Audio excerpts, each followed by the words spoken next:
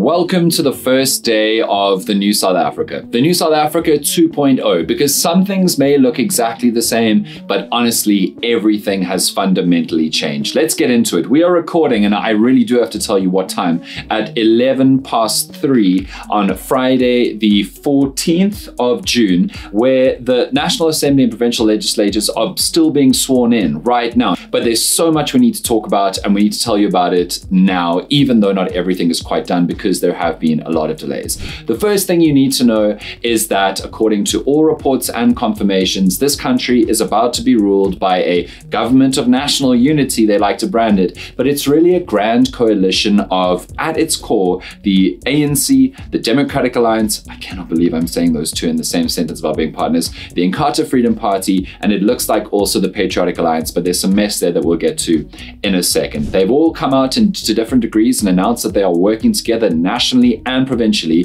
So we're going to start with national and work our way down, but they are all interconnected. And the one thing that is fundamentally true is that the new president is set to be the same as the old president. Cyril Ramaphosa will be re-elected for another term, supported by the Democratic Alliance. And the ANC-DA-IFP plus smaller parties seems to be the core coalition that's going to try and rule across all the different provinces in South Africa. In a lot of provinces, ANC majorities have already sworn in their new premiers. Some premiers are the same as the old ones, like for example in the Eastern Cape, but in many other provinces, the ANC has taken its dominance once again. This is the issue with Dan Corder. South Africa is a movie. Welcome to the watch party on the day that South Africa's new government is being created.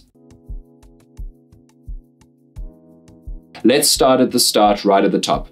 President Ramaphosa will be the president, but the ANC and the DA together with their smaller partners have now elected a new Speaker of the National Assembly, which is Thoko Didiza. She has been an ANC stalwart for the longest time. She's been a minister, generally Minister of Agriculture, more recently Agriculture, Land Reform, Rural Development. She was Minister of Public Works for a little while. She's going to be the new National Assembly Speaker, and she is going to be deputized, it seems, well, we know it's going to be by a DA Deputy Speaker. It looks like it's going to be Anneli Lotriet. She is a DA heavyweight who's been representing the DA from the Free State for many years. And that pattern of the ANC leading in the top position and the DA following seems to be the pattern that they're going to try and do across a raft of different places. We've also just discovered that Panyaza Lesufi will be and is the Premier of Gauteng, deputized by a DA deputy. And what that means is, although it's not confirmed yet because they've not got a deputy president, it could be that that pattern follows into national government where we get a deputy president from the Democratic Alliance. Now, I want to be very clear.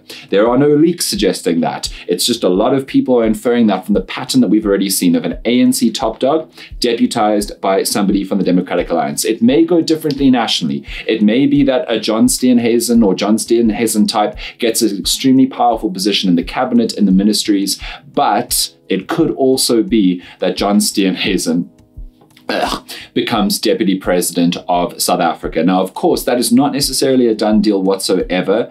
Look, Paul Mashatile has been the vice president. He's the deputy president of the ANC after Ramaphosa. He is an epically powerful person with an enormous constituency that supports him. And so it's not necessarily the case that he's just going to be comfortably booted to the side or that the ANC even wants a DA vice president. But that is what is the pattern is suggesting based on what we've seen in Gauteng and in the National Assembly.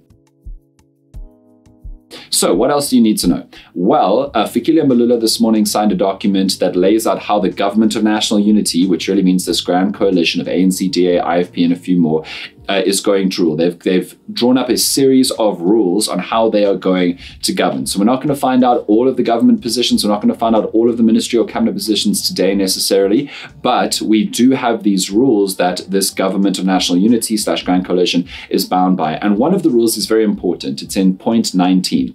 It says that the Government of National Unity / Coalition, I'm just going to call it coalition from now on, can only pass anything if they get 60% majority in the National Assembly when it comes to voting on a new piece of legislation or the likes. And what that means is, at 60%, that means both the ANC and the DA have to agree on something for it to go through, supported by either, right? Because the ANC got 40%, the DA got 21%, and so they together make 60%.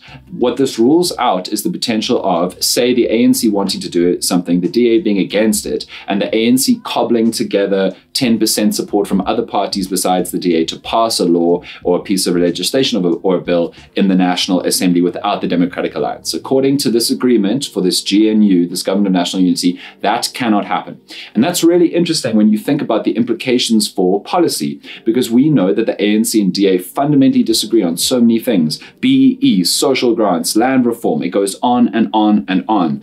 And what this seems to be suggesting is they need to fundamentally agree on something together before passing a bill that changes a policy. And so what this outcome could mean is no movement where they disagree on the current policies on minimum wage, BEE, land reform, and the rest. That could be social grants. It could just be that this Government of National Unity is essentially going to fix our policies as a country in place while the ANC and the DA co-govern, because the ANC definitely doesn't want to change its policies in a DA way. They will hemorrhage voters if they do that. And the DA definitely doesn't want to change their policy positions to an ANC position, because they will also hemorrhage voters. And particularly the ANC has already been labeled sellouts by a lot of their supporters, and that is something they're going to want to try and not strengthen that argument. And that argument would be strengthened if it looked like the ANC was just throwing away all of its historic policy positions in favor of the DAs.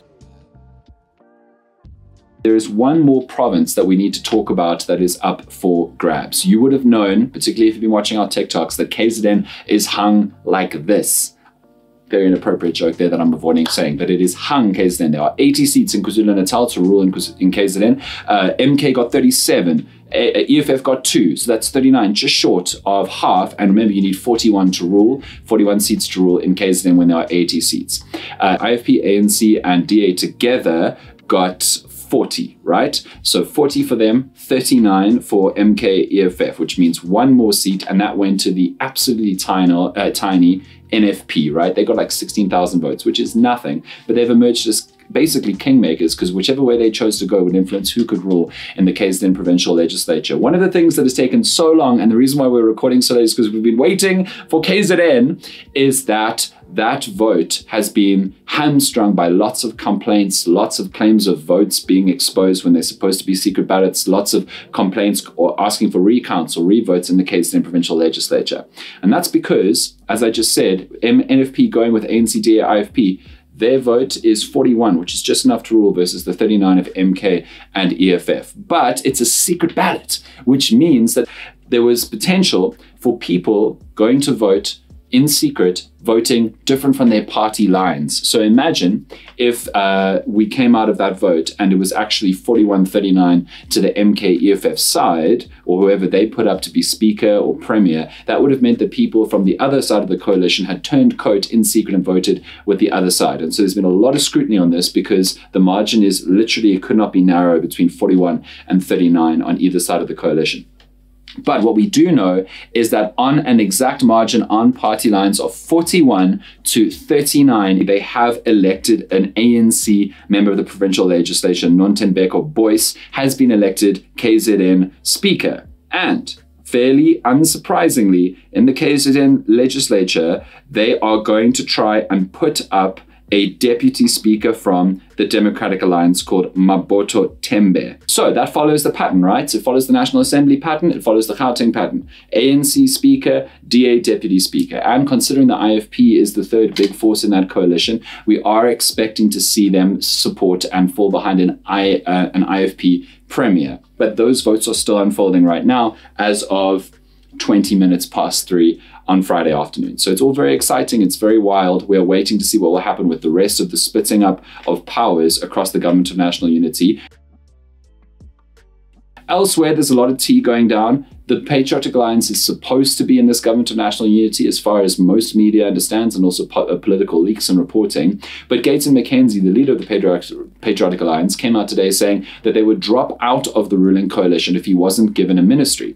He's been shouting very loudly to get Minister of Home Affairs or Minister of Policing, and that's honestly shocked quite a lot of people, because the PA just didn't get that many votes to be shouting so bigly about the positions that they want in the cabinet. But Gauteng McKenzie has now come out and said that they might drop out of the GNU, the coalition, if they don't get any ministry at all. And because he is saying that, the fact that he is saying that might suggest to us, looking from the outside, that Gauteng McKenzie thinks that he might be about to be sidelined from the ruling ministries, the ruling cabinet of the ruling coalition. So that's one wild thing to watch. The second interesting thing to watch is that the EFF seems to have been absolutely evicted from all of its provincial positions in Gauteng. The ANC has decided to cut ties with the EFF and go with the DA-IFP triple threat, I guess, with the smaller parties in Gauteng, and that looks like it's going to happen elsewhere. It looks like the EFF is not going to be in this ruling government at all, this government of national unity, this coalition. It fits with what the DA wants, because the DA doesn't want to work with the EFF, and the EFF doesn't want to work with the DA. But it's a very interesting moment for Malema and his party.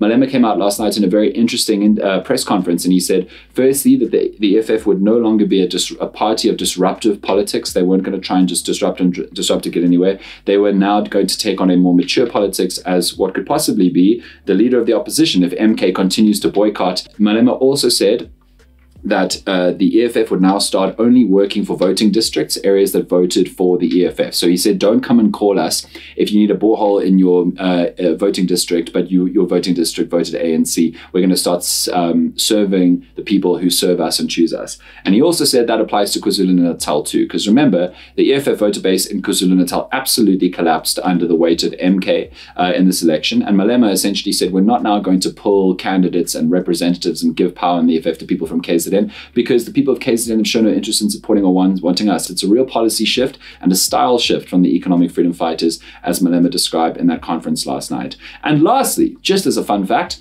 somebody got sworn in as a member of parliament today in red, as a red beret. He swore oath to tell the truth and fight for South Africa in God's name. It's Carl Niehaus, the ex-ANC guy, the grifter, the scammer, the laughingstock, the guy who got arrested on live TV just a few years ago by the police when they couldn't find him and looked up at the TV and saw that he was there.